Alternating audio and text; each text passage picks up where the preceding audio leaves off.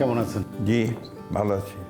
আপনি ছাত্রনেতা ছিলেন স্বাধীনতার আগে, সলিমুল্লাহ হলে ছাত্র ইউনিয়ন অবিভক্ত ছাত্র ইউনিয়নের সাধারণ সম্পাদক ছিলেন, পরে সেন্ট্রালে 69-এর সেন্ট্রালের ছাত্র ইউনিয়নের সভাপতি হলেন। দেশ স্বাধীনের পরে আপনি আবার অন্য ট্র্যাকে চলে গেলেন, শিক্ষকতা পেশায়। এই যে তখন কেন রাজনীতি থেকে এই পেশাটাকে চেঞ্জ করলেন? আসলে 1971 স্বাধীনতা যুদ্ধে আমরা যাওয়ার পরে যখন স্বাধীন হলাম, আমরা তখন ধরে নিয়েছিলাম যে একটা গুণগত পরিবর্তন হবে এবং দেশে তখনকার সরকারের যে ঘোষণা ছিল যে দেশের সমাজতন্ত্র প্রতিষ্ঠা করা হবে এবং সমাজতান্ত্রিক অর্থনীতি তৈরি করা হবে, বৈষম্য, আয়ের বৈষম্য দূর করা হবে। একটা সামগ্রিকভাবে মানুষের মধ্যে একটা আকাঙ্ক্ষা তৈরি হয়েছিল যে একটা মৌলিক পরিবর্তন হবে, সাধারণ মানুষের তাদের যে আকাঙ্ক্ষা সেটা পূরণ হবে। সেটাই ছিল মূল কারণ। তা আমি ভেবেছিলাম যে তাই যদি হয় তাহলে আমার তার রাজনীতি করার কোনো প্রয়োজন নেই। আর তখন আওয়ামী লীগ তখন এত বেশি প্রবল প্রতাপশালী যে তখন আমরা যারা অন্য ভিন্ন মতাবলম্বী ছিলাম, আমাদের জন্য তখন রাজনীতি করাটা ছিল খুব ডিফিকাল্ট, খুব কঠিন ছিল। অনেকে করতেন, কিন্তু আমি যেহেতু আপনার 1970 সালে এই একটা পরীক্ষা দিয়েছিলাম শিক্ষা ক্যারিয়ারে জন্যে, চাকুরির জন্য, তো স্বাধীনতা যুদ্ধের পরে এসে দেখি যে আমার খুলনা কলেজে আপনার পোস্টিং হয়েছে। পরে আমি সেটাকে আমাদের তখন যিনি ছিলেন এখানে, তখন বলতো আপনার director of public instruction, DPI, তো ওনাকে রিকোয়েস্ট করে আমি দিনাজপুর গভর্নমেন্ট কলেজে আমার জয়েনিংয়ের ব্যবস্থা করে নিয়েছিলাম। তখন ঠাকুরগাঁতে গভর্নমেন্ট কলেজ ছিল না। তো দ্যাট ওয়াজ ইন 1972। আমি 18ই জুন আমি আপনার গভর্নমেন্ট কলেজে যোগ দিই শিক্ষক হিসেবে। মূল কারণটাই ছিল যে একটা নোবেল প্রফেশন, শিক্ষাগত শিক্ষা পেশা, সেটাকে আমি বেছে নিয়েছিলাম। আপনি দেখলাম যে আমরা আপনার হিস্ট্রি লাইফ স্কেচ দেখলাম যে আপনি এর মাঝখানে জিয়াউর রহমানের সময় যে ওনার যে উপপ্রধানমন্ত্রী ছিলেন তারও কিছুদিন ব্যক্তিগত সচিব ছিলেন। এটা হচ্ছে আপনার 1970 না, তারও একটু আগে, 78-এ, অর্থাৎ যখন আপনার ফ্রন্ট তৈরি হলো, যে প্রেসিডেন্ট শহীদ জিয়া রহমান সাহেব যখন গণতান্ত্রিক ব্যবস্থা ফিরিয়ে আনলেন এবং বহুদলীয় গণতন্ত্রকে ফিরিয়ে আনলেন এবং নিজে একটা ফ্রন্ট তৈরি করলেন অন্যান্য দলগুলোকে নিয়ে। তার মধ্যে আপনার ন্যাশনাল আর্মি পার্টি ছিল একটা দল, ইউপিপি ছিল একটা দল, মুসলিম লীগ ছিল। তো তখন ন্যাশনাল আর্মি পার্টির প্রেসিডেন্ট ছিলেন মশিউর রহমান জাদু মিয়া, সেক্রেটারি জেনারেল ছিলেন এস এ বারিয়াটি সাহেব। এস এ বারিয়াটি সাহেব আমাদের দিনাজপুরের মানুষ এবং যেহেতু আমার সঙ্গে রাজনৈতিক কারণে তার বহু আগে থেকেই যোগাযোগ ছিল এবং পরিচয় খুব ভালো ছিল, উনি আমাকে তার একান্ত সচিব হিসেবে আসার জন্য রিকোয়েস্ট করেছিলেন। আই জয়েন টিম এবং সেখানেই আমি জয়েন করেছিলাম, ওনার সঙ্গে ছিলাম। পরবর্তীকালে একেবারে শহীদ প্রেসিডেন্ট জিয়া রহমান সাহেবের শাহাদাতের আগের মুহূর্ত পর্যন্ত, পরবর্তীকালে সত্তার সাহেব কে ওভারথ্রো করা পর্যন্ত I was there. Then again I went back, আমি আবার ফিরে চলে গেছি শিক্ষকতা পেশায়। এরপরে আপনি 1986 সাল থেকে আবার সক্রিয় রাজনীতিতে চলে আসলেন। তো এই যে আবার করে নতুন করে এটার একটা ব্যাপার ছিল যে আপনার ওই তারপরে আমি দিনাজপুর গভর্নমেন্ট কলেজে ছিলাম, ঠাকুরগাঁও কলেজে ছিলাম এবং এরপরে আপনার শিক্ষা মন্ত্রণালয়ের ঢাকায় এসে আপনার ডাইরেক্টর অফ ইন্সপেকশন অডিটে আমি কিছুদিন কাজ করেছি অ্যাজ ডেপুটি ডিরেক্টর।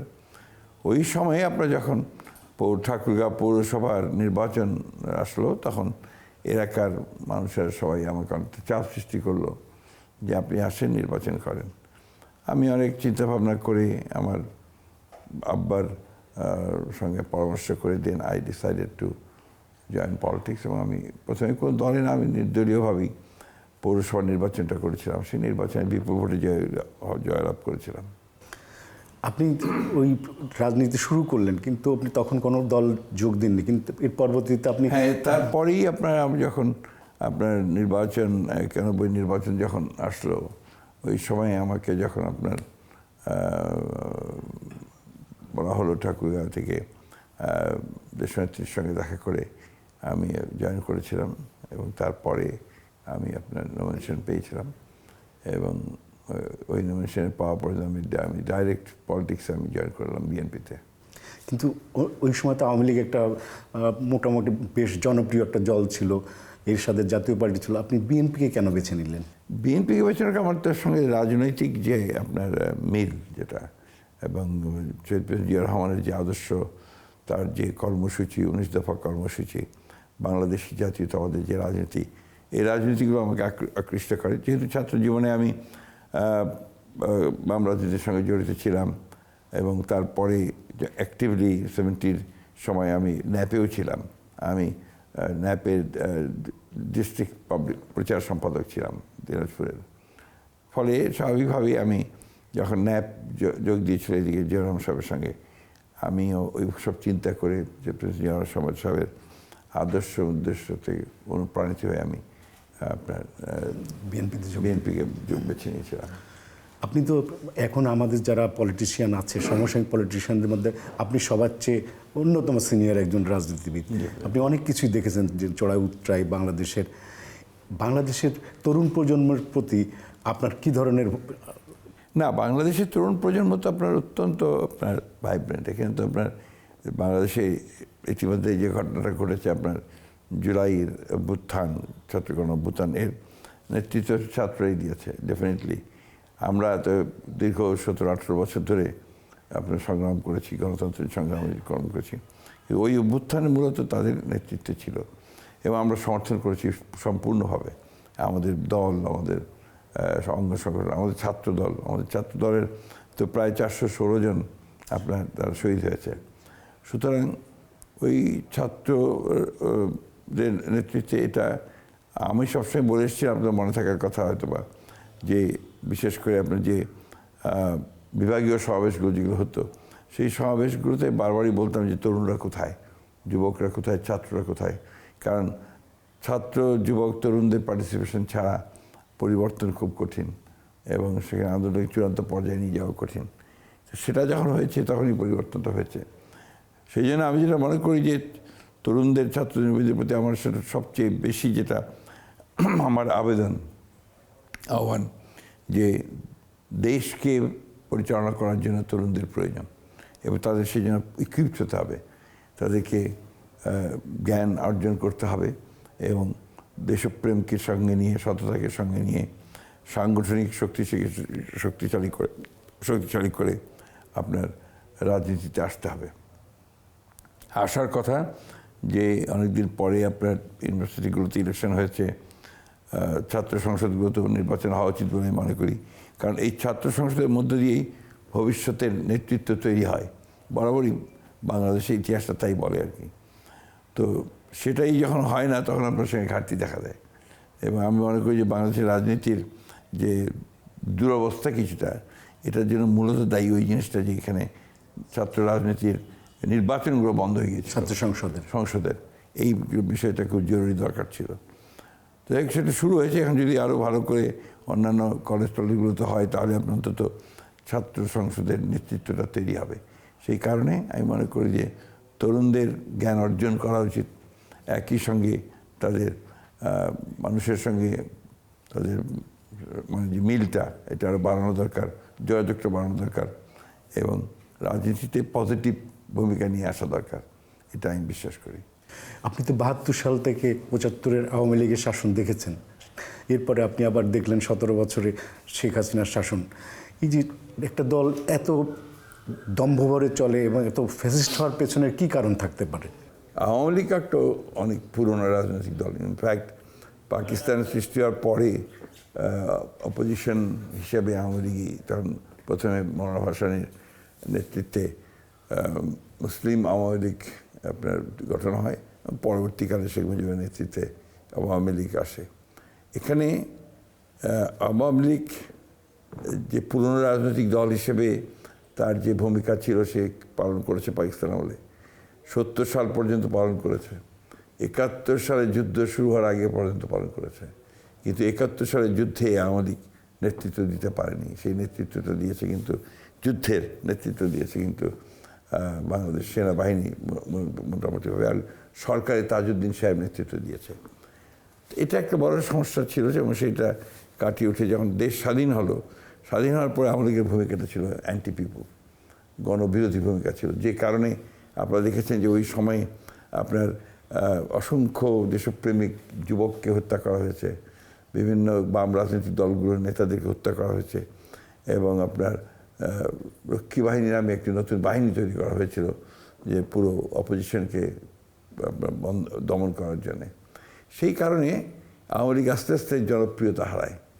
পরবর্তীকালে আওয়ামী লীগ নির্বাচনে জিতেছে ঠিকই, কিন্তু আওয়ামী লীগ তার যে জনপ্রিয়তা বলতে যেটা বোঝায় সেটা কিন্তু আওয়ামী লীগ ঠিক আগের জায়গায় ছিল না। এবং BNP emerge as a alternative political party, এবং সেটা আপনার আফটার 79-এর পরে জিয়া রহমান সাহেব নেতৃত্ব দিয়ে সমস্ত দেশপ্রেমিক শক্তিগুলোকে নিয়ে দল গঠন করেছিলেন বলে 79 থেকে সেটা এসেছিল। সুতরাং BNP become the viable opposition, এবং সেটাই আপনার হয়েছে। তো 79-এ বিএনপি গভর্নমেন্টে আসার পরে সে তার একটা আলাদা আপনার অবস্থান তৈরি হয়। তো আওয়ামী লীগ গত 17 বছর যেটা করেছে, এ থেকে আমার মনে হয় আওয়ামী লীগ না, আওয়ামী লীগের চরিত্র এটা হওয়া উচিত ছিল না।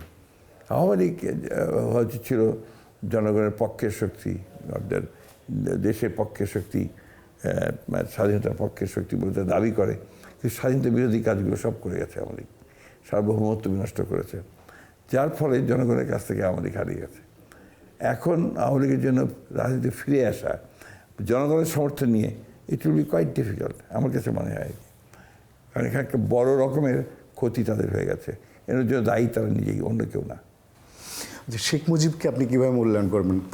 স্বাধীনতার আগের শেখ মুজিব আর স্বাধীনতার এই পরে? দুটো সম্পূর্ণ আলাদা। স্বাধীনতার আগের শেখ মুজিব নিঃসন্দেহে তার বিশাল ভূমিকা রয়েছে। আমাদের দেশের স্বাধীনতা সংগ্রাম যেটা, সেই স্বাধীনতা সংগ্রাম কিন্তু আপনার আওয়ামী লীগের ভূমিকা অস্বীকার করার কোনো উপায় নেই। কিন্তু আফটার 71 যুদ্ধের পরে আওয়ামী লীগের ভূমিকা ছিল পুরো অ্যান্টি পিপল, গণবিরোধী ভূমিকা ছিল, এবং একটা লুটেরা ভূমিকা ছিল।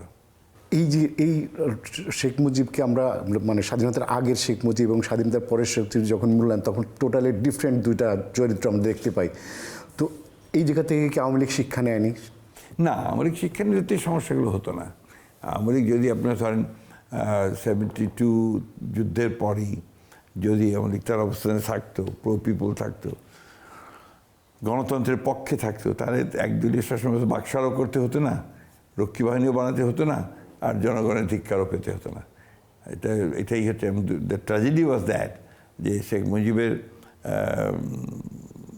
যাওয়ার পরে আওয়ামী লীগ ওই সময়টাতে কিন্তু আর ঘুরে দাঁড়াতে পারেনি। পরবর্তীকালে জিয়া রহমান সাহেব এসে যখন সব দলের স্বাধীনতা দিলেন, সব দলকে রাজনৈতিক সুবিধা দিলেন, তখন তারা এসছে, কিন্তু মনে আছে আপনি 39টা আসন নিয়ে তারা এসেছিল, এবং that was the beginning of its end আর কি।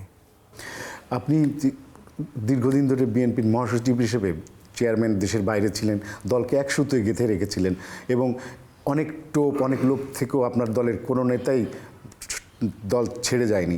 এই যে কী কারণ, মানে কী শক্তি তখন ছিল? 2008 সালে আওয়ামী লীগ ক্ষমতায় আসার পর থেকে তারা গণতন্ত্রকে নির্বাসিত করবার জন্যে, তাদের দলকে একচ্ছত্র একটা দলে পরিণত করবার জন্য, ক্ষমতায় পার্মানেন্ট হওয়ার জন্যে তারা এমন দমনপীড়ন চালিয়েছে সারা দেশে, বিশেষ করে বিএনপির উপরে, যেটা অবিশ্বাস্য ছিল।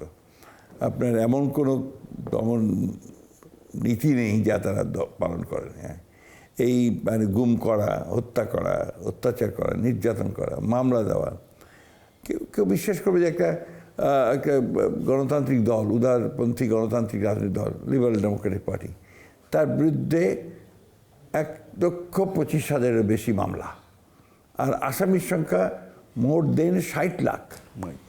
কেউ কল্পনাই করা যায় না, but they have done it. Union পর্যায়ের নেতারা পর্যন্ত বাকি ছিল না আমাদের, এবং জেলে যাওয়া আসা এগুলো হতো। আপনি জানেন যে দেশনেত্রী বেগম খালেদা জিয়ার বিরুদ্ধে মিথ্যা মামলা দিয়ে তাকে প্রায় 6 বছর জেলের মধ্যে আটক করে রাখা হয়েছিল, এবং সেটা উনি আগস্টের 5 তারিখে বেরিয়েছেন। আমাদের বর্তমান প্রধানমন্ত্রী, আমাদের নেতা তারেক রহমান সাহেবকে নির্বাসিত করে রাখা হয়েছিল বিদেশে। সিনিয়র লিডার লাইক আওয়ার্স, আমাদের মতো সিনিয়র লিডারদের বিরুদ্ধে 100, 150, 200, এমনকি আমাদের যুবক নেতাদের বিরুদ্ধে 240, 250, এমনকি 400-র বেশি মামলা।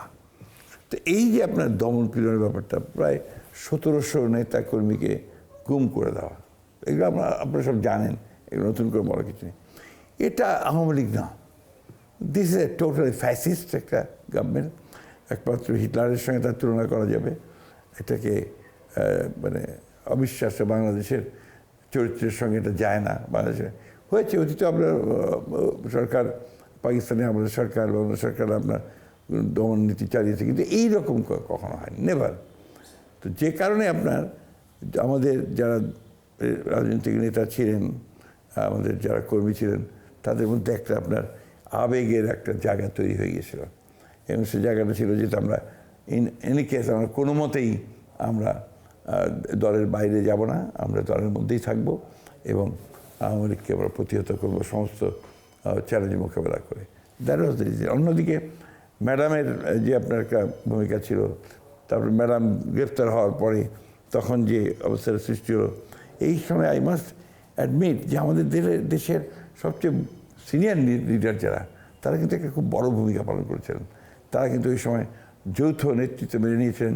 বিদেশ থেকে আমাদের তারেক রহমান সাহেব, আমাদের তখন ভারপ্রাপ্ত চেয়ারম্যান, তিনি আমাদের সঙ্গে ভার্চুয়ালি যোগাযোগ করেছেন। ওই সময় খুব দ্রুততার সঙ্গে উনি একটা কাজ করেছিলেন যে আপনার গ্রাসরুট লিডার্সদের সঙ্গে, কর্মীদের সঙ্গে তিনি যোগাযোগ স্থাপন করেছিলেন। দ্যাট অলসো হেল্পড আ লট। আর আমি যেহেতু আপনার কখনো দলের মধ্যে গ্রুপিংয়ে বিশ্বাস করতাম না, আমি সবসময় একটা মানে ব্যালেন্স মানিয়ে চলতাম এবং সকলকে নিয়ে কাজ করার চেষ্টা করতাম। সেই জন্য আমার দ্বারাও আপনার সেরকম কোনো ইনিশিয়েটিভ হয়নি যে আমরা দলকে ক্ষতিগ্রস্ত করি, কেউই করেননি সেটা, না। আমরা 91-তে গণতন্ত্রে ফিরলাম, কিন্তু আমরা বারবার হোঁচট খাচ্ছিলাম কেন? এইটা কি কারণ থাকতে পারে পেছনে? এটা কি রাজনীতিকদের উচ্চাভিলাষ? আপনার এটা হচ্ছে কি, আপনার এটা আমাদের মতো আপনার কম আয়ের দেশগুলোতে, বিশেষ করে আপনার আমাদের একটা যেটা প্রবলেম হয়ে গেছে আর কি, যে আমরা তো আপনার গণতন্ত্রের প্র্যাকটিসটা এখানে করতে পারিনি। গণতন্ত্রের প্র্যাকটিস দরকার। উন্নত দেশগুলোতে আজকে যে আপনার গণতন্ত্র এস্টাবলিশড হয়ে গেছে, লাইক যুক্তরাষ্ট্র, ইউরোপ, এই সমস্ত দেশগুলোতে, তার একটা প্রধান কারণ হচ্ছে যে তারা গণতন্ত্র প্র্যাকটিস করেছে দীর্ঘকাল ধরে, 200, 250, 300 বছর ধরে। আমাদের তো শুরুটা হয়েছে আপনার এই 71 সালের পর থেকে শুরু হওয়ার কথা, বাধা খেয়েছে, বারবার গণতন্ত্র নিয়ে চলে গেছে এবং যারা গণতন্ত্রের লিড করলো সংগ্রামে, তারাই আপনার সবচেয়ে বেশি গণতন্ত্রকে হত্যা করেছে। ফলে এখানে গণতান্ত্রিক চর্চাটা মানুষের ছিল না। সেটা নেতাদের মধ্যে বলেন, আপনার সাধারণ কর্মীদের মধ্যে এর চর্চাটা খুব কম ছিল। আসলে মূল বিষয়টা হচ্ছে যে টলারেন্স। গণতন্ত্রের মূল কথা হচ্ছে আপনি অন্যের মতকে সহ্য করবেন, তাকে তার কথা বলতে দেবেন, তার কথা শুনবেন, you may not agree with them, কিন্তু ইউ হ্যাভ টু আপহোল্ড যে ওই তার বলার স্বাধীনতাকে রক্ষা করে। এই জায়গাতে আমাদের খুব অভাব, শালীনতার এত সহ্য ক্ষমতা এত অভাব যে আমরা কাউকে সহ্য করতে পারি না। কেউ একটা আমার বিরুদ্ধে, আমি রাজনীতি করি, আমার বিরুদ্ধে কথা বলবেই, আমার বিরুদ্ধে কথা বললে আমাকে মনে করতে হবে যেটা হয় সমালোচনা হয়েছে, অথবা কিন্তু ওটাকে আমি নিয়েই আপনার কোনো একটা মারমুখী হয়ে যাব, এটা ঠিক না, এটা আপনার একেবারেই ঠিক না। ওটাও একটা কারণ, আপনার যেটাকে আমরা বলি যে দ্য ক্যারেক্টারিস্টিক্স, বৈশিষ্ট্য, রাজনৈতিক বৈশিষ্ট্য এটা আর কি, যার ফলে আপনি বললেন যে বারবার হোঁচট খেয়েছে। ডেফিনেটলি এই সমস্যাটা হয়েছে। এখন আওয়ামী লীগ রাজনীতি নিষিদ্ধ আছে প্রশাসনিকভাবে, নিষিদ্ধ করে কি কোনো মতবাদকে থামিয়ে দেওয়া যায়? না, নিষিদ্ধ তো আওয়ামী লীগ হয়েছে তার নিজের কারণে। এটা আপনার ইন্টারিম গভর্নমেন্ট তাদেরকে নিষিদ্ধ করেছে, আমরা কিন্তু নিষিদ্ধ করিনি। এটা আমি আগেই বলে নিতে চাই, আমরা কোনো দলকে নিষিদ্ধ করার পক্ষেও না। আপনি দেখেছেন জামাত ইসলামকে যখন নিষিদ্ধ করা আওয়ামী লীগ, তখন আমরা তার প্রতিবাদ করেছি, আমরা স্টেটমেন্ট দিয়েছি, প্রতিবাদ করেছি। আওয়ামী লীগ নিষিদ্ধ হয়েছে তার নিজের কারণে। আওয়ামী লীগ যে একটা অনুশোচনা করবে, এত বড় একটা হত্যাযজ্ঞ তারা ঘটিয়েছে, প্রায় মোর দেন 2400, যে আমরা যা দেখি আর কি, যার আপনার 24 প্রায় হত্যা করা হয়েছে সমস্ত শিশু, কিশোর, নারী, পুরুষ, বৃদ্ধ সকলকে। একটা ভয়াবহ মানে রেইন অফ টেরার ছিল। তো এই জায়গাটার জন্য একবার অনুশোচনা করা, শেখ হাসিনার একবার বলা যে আমি যা করেছি ভুল করেছি, আপনার রাজনীতিতে কিন্তু ক্ষমা চাওয়ার ব্যাপারটা আছে, সেটা নিতে পারতেন। সেটাও তিনি নেননি। শুধু নয়, তিনি চেষ্টা করেছেন ওখান থেকে ডিজিটালি তার দলকে সংঘবদ্ধ করে আবার কীভাবে আপনার সমস্যা তৈরি করা যায়, এবং মাঝে মাঝে আপনার ওই আপনার কী বলে ঝটিকা মিছিল টিছিল বের করে দেওয়ার চেষ্টা করা, অন্যভাবে চেষ্টা করা, এগুলো তারা করেছেন। কিন্তু মানুষ কিন্তু আওয়ামী লীগকে আপনারা এখন একদম পছন্দ করে না। তারা চায় যে আওয়ামী লীগের যে ভূমিকা সেই ভূমিকাটা দেশের মানুষের জন্য উপকারী হয়নি। এখন তাদেরকে চেষ্টা করতে হবে ওটা মানুষকে এটা বোঝানো যে আমরা আর সেই ভূমিকায় থাকবো না, ভবিষ্যতে আমরা জনগণের কল্যাণের জন্য কাজ করব। তাহলে মানুষ চিন্তা করে দেখতে পারে। মানে তাদের ভুলটা আগে স্বীকার করতে হবে। অবশ্যই এই ভুল স্বীকার করতে তাদেরকে মানুষের কাছে বিশ্বাসযোগ্য হতে হবে, আস্থা আনতে হবে। আপনি কি মনে করেন শেখ হাসিনার নেতৃত্বে এটা নতুন করে আওয়ামী লীগ পুনর্বাসন সম্ভব? শেখ হাসিনা যে ভূমিকা পালন করেছেন তাতে আমার কাছে মনে হয় না আর কি যে শেখ হাসিনার নেতৃত্বে আবার আওয়ামী লীগ পুনর্গঠিত হবে, এটা আপনার না, মনে হয়? এটা ডিফিকাল্ট হবে। তা আওয়ামী লীগের কি বিকল্প নেতৃত্ব আছে? এটা আওয়ামী লীগের নেতারা ভালো বুঝবেন, কর্মীরা ভালো বুঝবেন। এটা আমার পক্ষে কমেন্ট করা ঠিক হবে না এবং উচিত না আর কি। এই যে বিচার শুরু হয়েছে, বিচারের প্রক্রিয়া নিয়ে আপনি কি সন্তুষ্ট? কোন বিচার? আওয়ামী লীগের যে জুলাইয়ের আন্দোলনে আওয়ামী লীগের যারা দায়ী। অবশ্যই আপনার এটা তো আপনার তাদের যে অপরাধগুলো, এই অপরাধগুলো তো এখনও মূল বিষয়গুলো আসেইনি। আপনার কয়েকটা মাত্র এসছে। আপনার আমি মনে করি যে আপনার তারপরে এই যে প্ল্যান্ডারিং, দেশের অর্থনীতি ধ্বংস করে ফেলা, লুট, আপনি চিন্তা করতে পারেন যে কত লক্ষ কোটি তারা পাচার করে ফেলেছে, ব্যাংকগুলোকে ফোকলা করে দিয়েছে, একেবারে শেষ হয়ে গেছে। অর্থনীতি একটা ধ্বংসের মধ্যে দাঁড়িয়ে আছে। আমরা বারবার বলছি যে আপনারা ওই জিনিসগুলো চিন্তা করছেন না কেন, যে বাংলাদেশের অর্থনীতিকে ধ্বংস করে দিয়ে এখান থেকে বিএনপিকে, এই সরকারকে আবার নতুন করে সব শুরু করতে হচ্ছে এবং একটা ধ্বংসের উপরে, একটা ধ্বংসস্তূপ তার উপরে কাজ করতে হচ্ছে। It's not that easy job. আপনার এটা মনে করার তো কোনো কারণই নাই। আমরা বিএনপির একটা দুর্ভাগ্য বলতে পারেন যে বারবার বিএনপি এই সমস্যার সমাধান হয়েছে। যখনই বিএনপি জনগণের দ্বারা নির্বাচিত হয়ে এসছে, আসার পরে তাকে একটা ভঙ্গুর অর্থনীতিকে আবার উঠে যেতে হবে। আমরা অবশ্যই ধন্যবাদ দেব আমাদের অর্থনীতিকে যারা সাজান, আমাদের দলের যারা কাজ করেন তাদের দক্ষতা, আমাদের নেতার বেগম জিয়ার, দেশনেত্রী খালেদা জিয়া, এখন তারেক রহমান সাহেবের দূরদৃষ্টি, এসব কিছু মিলিয়ে আমরা বিশ্বাস করি যে আমরা বিএনপি পারে এটা, এবং দেশের কল্যাণের জন্য কাজ করতে বিএনপি জানে। 18 সালের নির্বাচন হলো, 24-এ একটা নির্বাচন হলো, এরপরে 26 সালে আপনারা ক্ষমতায় আসবেন, কখনো ভেবেছিলেন? না ভাবার কোনো কারণ নেই।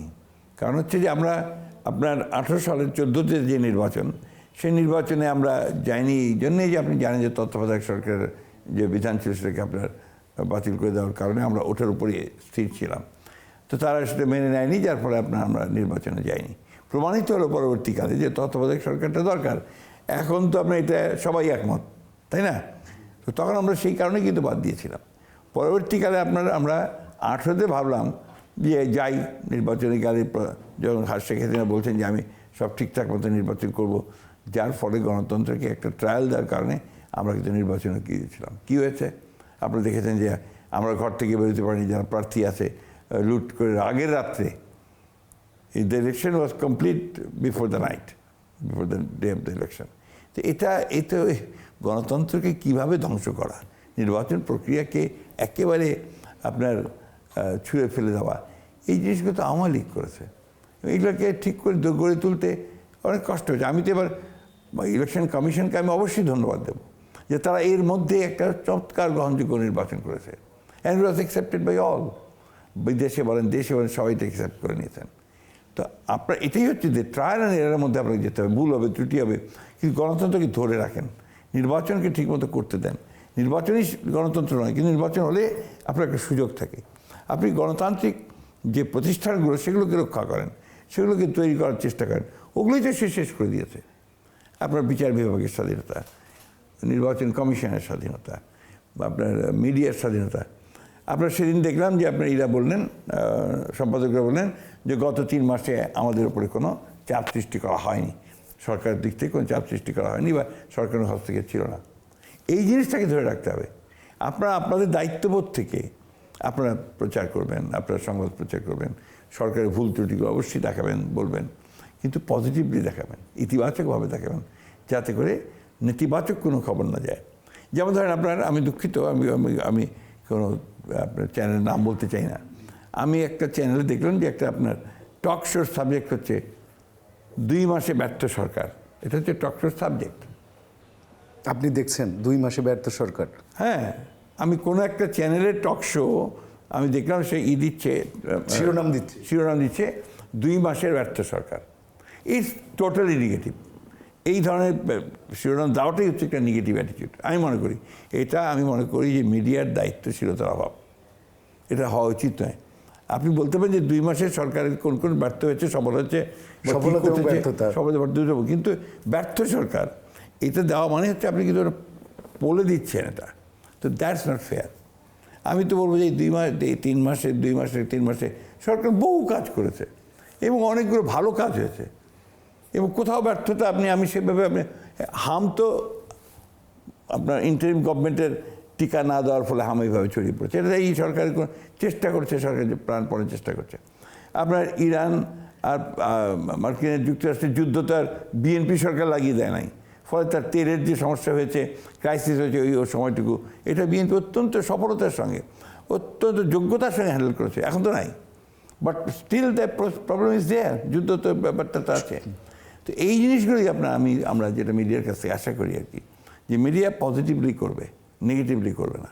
আপনি চিন্তা করে দেখেন, এই যে ঘটনাটা ঘটলো, খুব দুর্ভাগ্যজনক, হতাশা, মানে এটা এর নিন্দা ভাষা কারোরই থাকার কথা না। আপনার যে রবি স্যার যে আপনার rape and then killing, unbelievable. এই দেশের মানুষের এই সমস্ত বিকৃত মানসিকতার মানুষরা গোটা জাতিকে আপনার কলুষিত করে ফেলে। বিএনপি সাথে সাথে স্টেপ নিয়েছে, আপনার তার ওর অ্যারেস্ট করেছে, তার পরের দিনই অ্যারেস্ট হয়ে গেছে সেই লোকগুলো, এবং তারপর সাথে সাথে তার যে কাজগুলো শুরু করার তদন্ত শুরু হয়েছে। তারপরে আপনার এই যে আন্দোলন, এই আন্দোলনটা সামাজিক হওয়া উচিত ছিল, নট রাজনৈতিক। রাজনৈতিক নেতাদের ব্যর্থতা কোথায়, সরকার ব্যর্থতা কোথায়? সরকার ডান ইজ বেস্ট। এটা খুব কম পাবে যে 10 দিন 12 দিনের মধ্যেই অ্যারেস্ট হয়ে গেছে এবং সাথে সাথে ট্রায়াল শুরু হয়ে গেছে, এটা তো দেখা যায় না। এটা হচ্ছে আপনার this the negative attitude. Positive হচ্ছে যে সরকার করছে ট্রায়াল, বরঞ্চ প্রশংসা করা যায় যে এত দ্রুত সময়ের মধ্যে গ্রেপ্তার হয়েছে, তাকে আপনার আদালতের ট্রায়াল নিয়ে আসা হয়েছে। তো এই জিনিসগুলোই আপনার দুঃখজনক আর কি বলে আমি মনে করি। আপনারা অনেক বিপুল ম্যান্ডেট নিয়ে সরকারে আসছেন, কোনো রকম চাপ অনুভব করেন? না, আমি ব্যক্তিগতভাবে বলি, আমি রাজনৈতিকভাবে আপনার বরাবরই বলেছি যে আমি আপনার মনে করি যে বাংলাদেশের মানুষ লিবারেল পলিটিক্সে বিশ্বাস করে, একটা উদারপন্থী রাজনীতি বিশ্বাস করে। এই উদারপন্থী রাজনীতি নিয়েই কিন্তু আমরা ম্যান্ডেটটা পেয়েছি। আমরা এখানে আপনার কোনো ধর্মীয় রাজনীতি বা অন্য কোনো উগ্রপন্থা বা আপনার কোনো একটা চরম উগ্র সহিংসতা এইভাবে রাজনীতি নিয়ে কিন্তু আমরা আসিনি। People has voted for us because we are liberal Democrats. এই বিজয়টা ছিল কিন্তু লিবারেল ডেমোক্রেসির বিজয়। খেয়াল করে দেখেন, নির্বাচনের আগে জামাত ইসলাম এমন একটা প্রচার চালিয়েছিল, এমনকি মিডিয়াও সেটাকে সমর্থন দিচ্ছিল। আমি খুব মানে ইন্টারেস্টিংলি লক্ষ্য করলাম যে তারা ওই ধরনের একটা হাইপ তুলেছে যে জামাত এসে যাচ্ছে, জামাত জিতে গেল। ইভেন মাই সিট এমন প্রচারণা চলছে যে আমি হেরেই গেছি, ঠিক না? কিন্তু দেখা গেল যে মানুষ কিন্তু ভোট দিয়েছে লিবারেল ডেমোক্রেসির পক্ষে। তারা এই যে 213টা আসন আমরা পেয়েছি, এটা কিন্তু আপনার এমনি না, এটা মানুষের আকাঙ্ক্ষা থেকে পেয়েছি। আমি প্রায় 1 লক্ষ ভোটে জিতেছি। তো এই যে জিনিসগুলো আপনার প্রায় আমি মনে করি যে বাংলাদেশে এই বিষয়গুলো আপনার খুবই একটা নেগেটিভ অবস্থা তৈরি করে। Why should media take a side? Media নিরপেক্ষভাবে কাজ করবে। সব মিডিয়া বলছি না, কিছু কিছু মিডিয়া এটা করেছে, যেটা আপনার একটা নেগেটিভ অবস্থা তৈরি করে। এটা দিয়ে আপনার কোনো সুস্থ রাজনীতি হয় না, এবং এটা একটা পিলার, একটা স্তম্ভ কিন্তু হচ্ছে মিডিয়া। আপনি চিন্তা করে দেখেন যে আমরা ওই সময়, আমি প্রথম থেকেই বলেছি যে আমরা 1971 সালকে আমরা ওন করি, ভুলে যেতে দিতে চাই না। তার মানে এই না যে আমরা 24শে গণঅভ্যুত্থানকে অস্বীকার করি, ওটাকে আমরা চাই, কিন্তু 71 ইজ আমার অস্তিত্ব, আমার জন্ম, আমার অস্তিত্ব, আমার সব কিছু এখান থেকে। সুতরাং আই মাস্ট আপহোল্ড দ্যাট। এবং জামাতে ইসলামের ভূমিকা তখন কিন্তু কোনো মতেই 71-এ স্বাধীনতার পক্ষে ছিল না, সে কথা আমি বলেছি। আমি একটু জোর করে এখনও বলবো, এই কথা বলতে আমার কোনো দ্বিধা নেই। তো এই জিনিসটা আপনার আমাদের সকলের মনে রাখা দরকার। তার মানে এই না যে আই এম ডিজোনিং 24 আপনার এই 24-এর আপনার ছাত্র জনতা। I am part of that. আমি তো 17 বছর লড়াই করেছি এই ফ্যাসিস্টদের বিরুদ্ধে, ওইখানে আমার কোনো দুর্বলতা নেই। আমাদের এই যে তৈরি করা, তারপরে আপনার যে সোশ্যাল মিডিয়া একটা হয়েছে আপনার, গড, এই সোশ্যাল মিডিয়া আরও বাংলাদেশের রাজনীতিকে ক্ষতিগ্রস্ত করে দিচ্ছে। বিভিন্নভাবে মিথ্যা খবর দিয়ে, ফেক নিউজ দিয়ে, ইনফরমেশন দিয়ে জনগণকে বিভ্রান্ত করছে। এটা আপনার, আমি মনে করি যে আপনি গণতন্ত্রকে চলতে দেন, সব কিছুই যে আপনার মতো হবে এটা তো মানে নেই।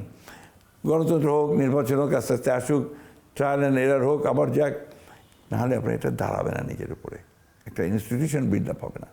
আপনি চিন্তা করেন, আজকে আমার অবাক লাগে যে জজ সাহেবরা আপনার দলীয় হয়ে যায়, তার দলীয় 10 জনকে দলীয় অ্যাপয়েন্টমেন্ট দিয়েছিল। ব্যুরোক্রেটসরা তারা আপনার দলীয়করণ করেছে অতীতে একদম পুরোপুরিভাবে। পুলিশকে দলীয়করণ করে ফেলে। বিভিন্ন জায়গায় আপনার ইউনিভার্সিটিতে ভালো ভালো ছাত্র ফার্স্ট হয়েছে, সে পাবে না, কারণ সে দল করে না। এই কতগুলো অতীতে হয়েছে, এগুলো হওয়া উচিত না। আপনার চিকিৎসকদের মধ্যে দল, এগুলো আমার ব্যক্তিগত মত হচ্ছে যে আপনার এই কতগুলো ক্ষেত্রে দলীয় রাজনীতি আপনার থাকা উচিত নয়। তো আপনারা কি সেই নীতি অনুসরণ করছেন আপনার দল? না, আমার পুরো মতটাই, আমার একার মত তো পুরো দলের মত না। আমরা তো সব জায়গায়, আমার নেতা, আমার প্রধানমন্ত্রী তো সব জায়গায় কথা বলছেন যে আমরা দলীয়করণের রাজনীতি করব না, আমরা মেরিটোক্রেসি রাজনীতি করব, মেধার উপরে ভিত্তি করেই আমরা সব কিছুকে আমরা করতে চাই। এটা পরিষ্কার কথা আছে আমাদের, and we believe in that. আপনারা 3 মাসের মতো ক্ষমতায় আসছেন, এই যে কার্যক্রম চলেছে আপনাদের, এটা নিয়ে আপনি স্যাটিসফাইড? Of course, why not. আমি তো আগেই বলেছি আপনাকে যে 3 মাসে এতদূর কাজ করা, এর মধ্যে দেখেন আপনার যে আমাদের প্রধানমন্ত্রীর যে কর্মসূচি, আপনার ফ্যামিলি কার্ড, কৃষক কার্ড, খালকরণ কর্মসূচি, আপনার খেলোয়াড়দের ভাতা দেওয়া, কার্ড দেওয়া, এবং আপনার ওই নতুন কুড়ি শুরু করা স্পোর্টসে, সেই সঙ্গে আপনার কালচারের মধ্যেও এই প্রত্যেকটা জিনিস কিন্তু একটা কাজ শুরু হয়েছে, একটা আলোড়ন সৃষ্টি হয়েছে, এবং নতুনভাবে মানুষ একটা উদ্দীপনা সৃষ্টি করছে। মূল যে জিনিসটা হচ্ছে অর্থনীতিতে আপনার সচলতা রক্ষা করা, এটা কাজ শুরু হয়েছে। এবং বেশ আমরা লক্ষ্য করছি যে আপনার অর্থনীতি এত ধাক্কা খাওয়ার পরেও, বিশেষ করে আপনার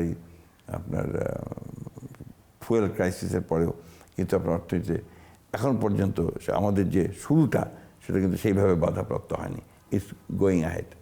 আমরা প্রাইভেট সেক্টরকে সবচেয়ে গুরুত্ব দিচ্ছি, কারণ প্রাইভেট সেক্টর আমরা মনে করি যে দ্যাট ইজ এটাই হওয়া উচিত, আপনার নেতৃত্বে আর থাকা উচিত আপনার ইকোনমিক্সের চলার ক্ষেত্রে, নেতৃত্বে। এটাকে আগে এগিয়ে আসবে সবাই, ফরেন ইনভেস্টমেন্ট হবে। আমরা খুব আশাবাদী যে বাংলাদেশে, এখানে আপনার ধরেন লোক সংখ্যা প্রায় 18 কোটির উপরে, এখানে আপনার একটা ডেমোক্রেটিক ডিভিডেন্ড আছে, মধ্য বয়সের লোকেরা আপনার সবচেয়ে বেশি, ইয়াংরা অনেক বেশি। তো এটাকে কাজে লাগাতে পারলে নিঃসন্দেহে আমরা অনেক ভালো করতে পারবো। আপনি যখন সরকারে ছিলেন তখন এক সময় আওয়ামী লীগ বিরোধী দলে ছিল। আওয়ামী লীগ সবসময় বিরোধী দল হিসেবে অনেক প্রতাপশালী। মানে আপনি কি বলছেন 2001 সালের পরের কথা? হ্যাঁ, 2001 সালের পরের কথা। এরপরে এখন আপনারা যে বিরোধী দল পেয়েছেন, আপনি কোনো করতে পারেন, গুণগত কোনো পার্থক্য খুঁজে পান? না, আপনার এই বিরোধী দল তো আপনার ঠিক এর আগে যখন তারা বিরোধী দল ছিল আমাদের সঙ্গে ছিল, তো এখন আপনার তারা আমাদের বিরোধী দল। তো এটা পার্লামেন্টে বিরোধী দলের একটা বিশেষ ভূমিকা আছে, সেই ভূমিকা তারা পালন করার চেষ্টা করছেন নিঃসন্দেহে, এবং খারাপ করছেন না, মোটামুটি ভালোই করছেন বিরোধী দলে থাকা হিসেবে। আমি তো মনে করি যে they will be learning more. আপনারা সরকারে আছেন, বিরোধী দল থেকে কি ধরনের আপনারা সহযোগিতা প্রত্যাশা করেন? না, আমরা বিরোধী দলের কাছে একটাই সহযোগিতা আমাদের, সেটা হচ্ছে পার্লামেন্টারি পলিটিক্সকে চলতে দেন। Don't disturb the parliamentary politics. এই পার্লামেন্টারি গণতন্ত্রকে ডিস্টার্ব করেন না। অবশ্যই আপনারা ওয়ার্কআউট করবেন, অবশ্যই আপনার পার্লামেন্টে যত সুবিধা দেবেন, কিন্তু কথায় কথায় রাজপথে গিয়ে যে কোনো একটা ইস্যুতে আপনার রাস্তাঘাট বন্ধ করে দেওয়া, এবং সেখানে আপনার জনসভা করে একটা মব তৈরি করার চেষ্টা করা, এগুলো থেকে বিরত থাকা উচিত। আপনার কাছে কি মনে হয় যে বিরোধী দল সংসদের সাথে সাথে যেসব সমস্যা আছে এগুলো রাজপথেও তাদের বিষয়টা নিয়ে করতে পারে, এতে কোনো অসুবিধা নাই, কিন্তু সেটা পজিটিভ হওয়া উচিত। আপনারা সেটা কীভাবে দেখবেন? মানে হাসিনার মতন এরকম? না, ওটা আমরা কখনোই যাব না। আমরা আপনার দলগুলোর যে সাংবিধানিক যে অধিকার আছে, ক্ষমতা আছে, এবং আপনার যে প্রতিবাদ করার যে অধিকার তাদের আছে, এগুলোকে আমরা কখনোই বাধাগ্রস্ত করব না। তবে আইন নিজের হাতে তুলে নেওয়াকে আমরা কখনোই আপনার এটা মেনে নেব না। বিশেষ করে আপনার এই যে মব তৈরি করে চাপ সৃষ্টি করা, এটাকে আমরা মেনে নেব না। কিন্তু মব তো এখনো চলছে অনেক ক্ষেত্রে। না, সেগুলো আপনার সেইভাবে হচ্ছে না। আপনার যে এত রাতারাতি পরিবর্তন তো হয় না ভাই, এটা you have to give time. আচ্ছা, হাসিনার আমলে আমরা দেখছিলাম মানে গত 17 বছরে মিডিয়া এক পেশে ছিল, মানে একজনের গুণকীর্তন করতো, উন্নয়নের কথা বলতো এবং দেশের গণতন্ত্রের চেয়ে বেশি ছিল ব্যক্তি পূজা, ব্যক্তিগত। আপনি আপনার সরকারের সময় এই 5 বছরে আমরা এটা আশা করি না। আমরা আশা করি যে মিডিয়া একটা সঠিকভাবে তার যে দায়িত্ব, সেই দায়িত্ব সে ইতিবাচকভাবে পালন করবে। হচ্ছে কি আমরা বলি যে আপনার যেটাকে বাস্তববাদীভাবে করা এবং একই সঙ্গে আপনার বস্তুনিষ্ঠভাবে আপনার কাজ করবে, এটাই আমরা চাই।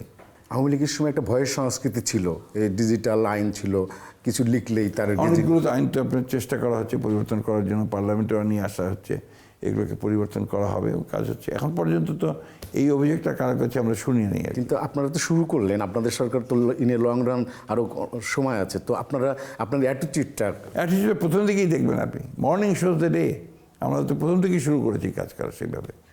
এটা তো যেমন আপনার এখন একটা অভিযোগ আপনি করতে পারতেন এই প্রশ্নটা, যে সংস্কারের ব্যাপারে আমাদের ভূমিকা এটা কি। আমরা খুব পরিষ্কার করছি, আমাদের মধ্যে এতটুকু দ্বিধা নেই। আমরা জুলাই সনদের প্রত্যেকটি আপনার যেটা আমরা অঙ্গীকার করেছি আমরা পালন করব একেবারে in toto, because we signed it. আর সংস্কারের ব্যাপারে তো আমাদেরই তো আপনার ইনিশিয়েটিভ।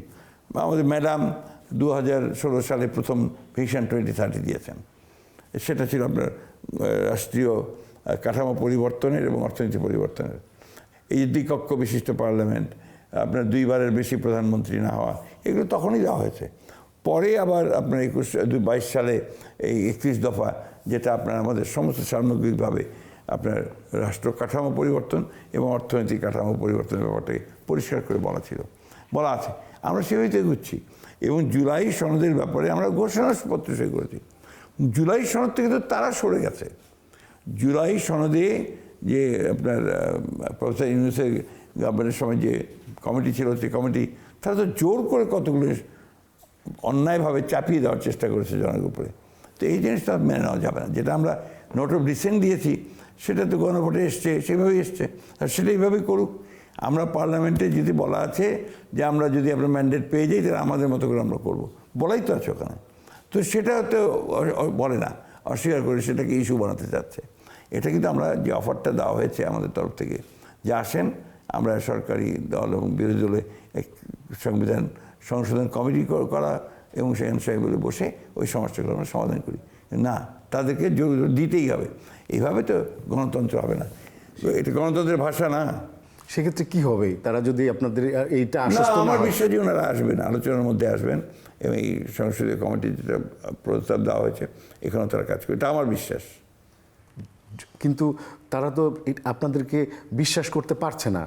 এটা তো রাজনীতির ভাষা, তো এগুলো আপনি করবেই। আপনার যে কোনো আপনি গণতান্ত্রিক দেশে দেখবেন বিরোধী দলে গেলে আমার প্রথম কাজ, আমার দায়িত্ব হচ্ছে আপনার সরকারি দলকে চেষ্টা করা, তাকে আপনার বেকায়দায় ফেলা, তাকে এটা করবে তারা। We are prepared for that. আচ্ছা, নতুন যে ছাত্র রাজনীতি এনসিপি ছাত্র রাজনৈতিক দল, এই দলটার ভবিষ্যৎ সম্পর্কে আপনার কি কেমন?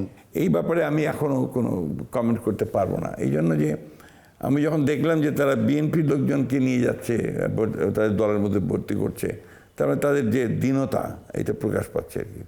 আমার তো ধারণা ছিল যে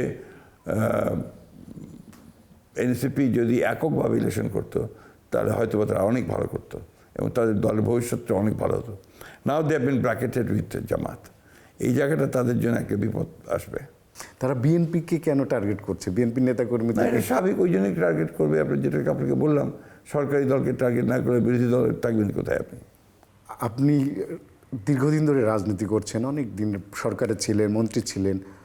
আপনি এমন কোনো আছে যে স্বপ্ন যেটা আপনি সরকারের থেকে আপনি দেখতে পারেননি, পূরণ করতে পারেননি, আপনি দেখেননি বাংলাদেশে? গণতন্ত্রে আপনার ব্যক্তি ইম্পর্টেন্ট না, এখানে আপনার দল ইম্পর্টেন্ট, সামগ্রিক সমষ্টিগত ব্যাপারটা ইম্পর্টেন্ট। আমাদের দলের যে ম্যানিফেস্টো আমরা আপনার দিয়েছি, সেই ম্যানিফেস্টোতে আমি অবশ্যই আশাবাদী যে আমরা সেই ম্যানিফেস্টো অনুযায়ী চললে আমরা জাতির সামনে নিঃসন্দেহে একটা বিকল্প একটা অবস্থান তৈরি করতে সক্ষম হব। কিন্তু আপনার কোনো অধরা স্বপ্ন আছে? যেমন আমি ব্যক্তিগত ব্যাপারটাকে কখনো আপনার ভেবে দেখি না। হ্যাঁ, একটা স্বপ্ন তো ডেফিনেটলি আছে, যেটা রাজনীতি করেছি সেই জন্য। এটা হচ্ছে যে আপনার সমস্ত মানুষের অধিকারকে রক্ষা করা, তার বৈষম্য দূর করা, আপনার আয়ের পথ সৃষ্টি করা, সকলের জন্য সমান সুযোগ সৃষ্টি করা। এটা তো একদিনে হয় না, এটা সময় লাগে। সেই সুযোগটা তৈরি করার জন্য কাজ করছি আমরা। আপনি আশাবাদী যে আপনারা 5 বছর শেষে আপনারা এই জিনিসটা আপনি একটা জায়গায় নিতে পারবেন? না, অবশ্যই। আমরা তো বারবার ক্ষমতায় এসেছি আপনার ইলেকশন করে, কোনো পেছন দরজা দিয়ে নয় বা কোনোভাবে নয়। এবং জনগণ বারবার আমাদের উপর আস্থা রেখেছে। আমরা আশাবাদী যে জনগণ আমাদের উপরে ভবিষ্যতেও আস্থা রাখবে, কারণ আমরা অতীতে অভিজ্ঞতা থেকে বলছে যে we are A tried political party. কিন্তু কিছু কিছু বিষয় নিয়ে জনগণের এক ধরনের, রাজনৈতিক দলগুলো জনগণের মধ্যে এক ধরনের কনফিউজিং পরিস্থিতি, যেমন দুদক, আপনার মানবাধিকার কমিশন, কয়েকটা বিষয় নিয়ে যেগুলো ওইগুলো তো খুব বেশি দেরিতে হয়নি, এগুলো কিছুদিন পর মধ্যেই হয়ে যাবে, এগুলো সবই হয়ে যাবে। আচ্ছা, আমি একটু অন্য প্রসঙ্গে আছি। আপনার এই আমরা যেহেতু আমাদের ঈদের প্রোগ্রাম, আপনার ঈদের কোনো স্মৃতি আমি জানতে চাই, যেটা এই ঈদ নিয়ে আপনার ছোটবেলায় কিংবা আপনি যে কোনো সময়ে যেটা আপনার কাছে এখন তো ছোটোবেলার কথা খুব বেশি মনে রাখি। আমার বয়স তো অনেক হয়ে গেছে। তো ঈদ তো আমাদের জন্য সবসময় একটা শিশুকালে, শৈশবে, কৈশোরকালে সবসময় একটা আনন্দের ব্যাপার ছিল, এখনও আছে। তা আমরা আমাদের শহরে, ছোট্ট শহর, আমার বাবা আমাদেরকে নিয়ে যেতেন আপনার মাঠে নামাজ পড়তে।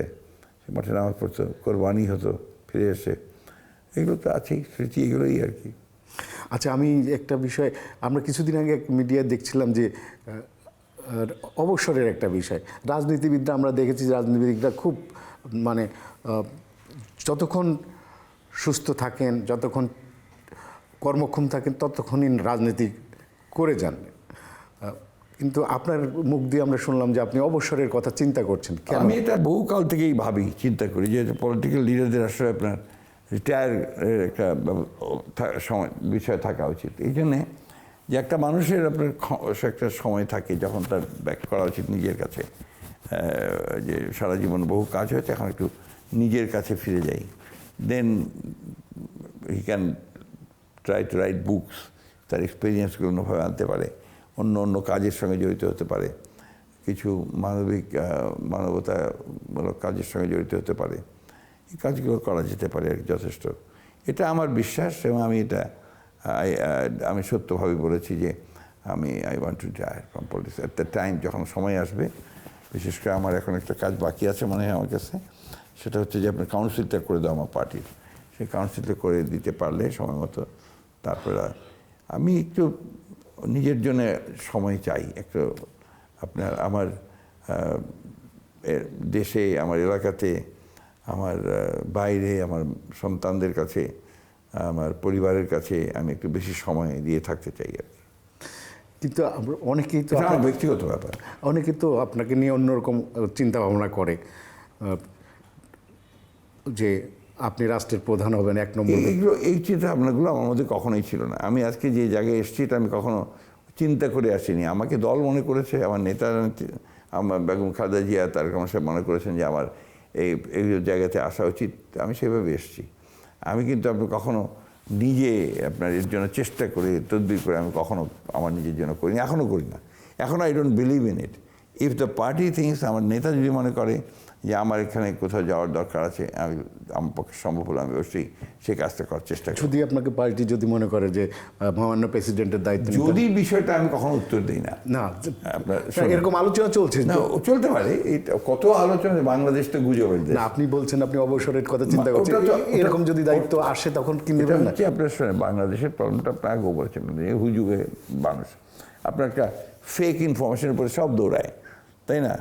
একটা মিথ্যা ঘটনার উপরে আপনার দৌড় করে, ঘটনা ঘটিয়ে ফেলে। তো এগুলো নিয়ে আমি কখনো চিন্তা করি না। আপনারা শুনলে অবাক হবেন, আমি কিন্তু সোশ্যাল মিডিয়া দেখি না।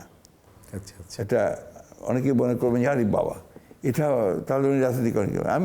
আমার আপনাদের মেইন স্ট্রিম মিডিয়া, এগুলো আমি রেগুলার পড়াশোনা করি, আমি সেটা পড়ি, আমি টেলিভিশন পত্রিকা জানার চেষ্টা করি। সোশ্যাল মিডিয়াতে আমি পছন্দ করি না, কারণ এত নোংরা, এখানে ভালো কিছু হয় বলে আমার কাছে মনে হয় না।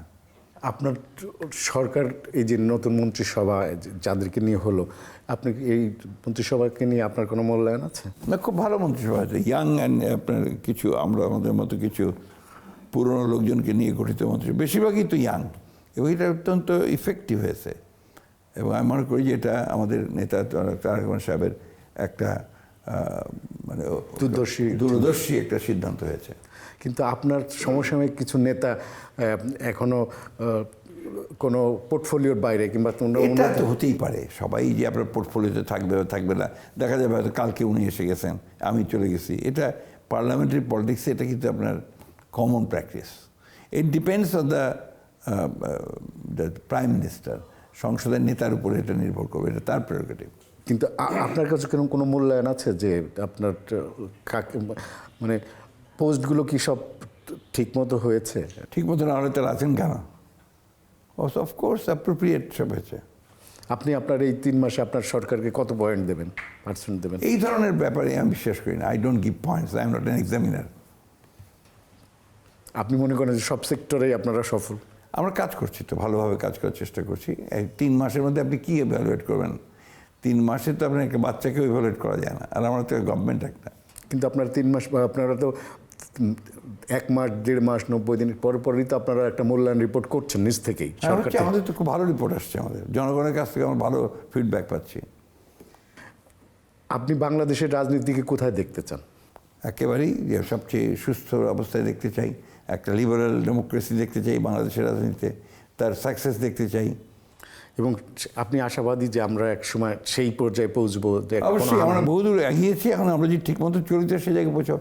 মূল বিষয় হচ্ছে যে আপনি জনগণের, সাধারণ মানুষের যে আপনার জীবন জীবিকা, এটাকে ঠিকমতো চালাতে পারছেন কিনা, তাদেরকে কর্মসংস্থান দিতে পারছেন কিনা, সুযোগ সৃষ্টি করতে পারছেন কিনা, শিক্ষা ব্যবস্থাকে একটা উন্নত মানে নিয়ে যেতে পারছেন কিনা যেখানে আমরা কম্পিট করতে পারবো, স্বাস্থ্য ব্যবস্থাকে যে মানুষ যেখানে আপনার মানে সেবা পাবে, এই বিষয়গুলো খুব ইম্পর্টেন্ট। তো এগুলোর উপরে তো কাজ হচ্ছে এবং সেটা আমরা খুব দ্রুততার সঙ্গে কাজ করছি। এবং আমাদের প্রধানমন্ত্রী তিনি আজকে শনিবার না না ছুটি, 25 তারিখে ছুটির দিন, আজকেও তিনি অফিস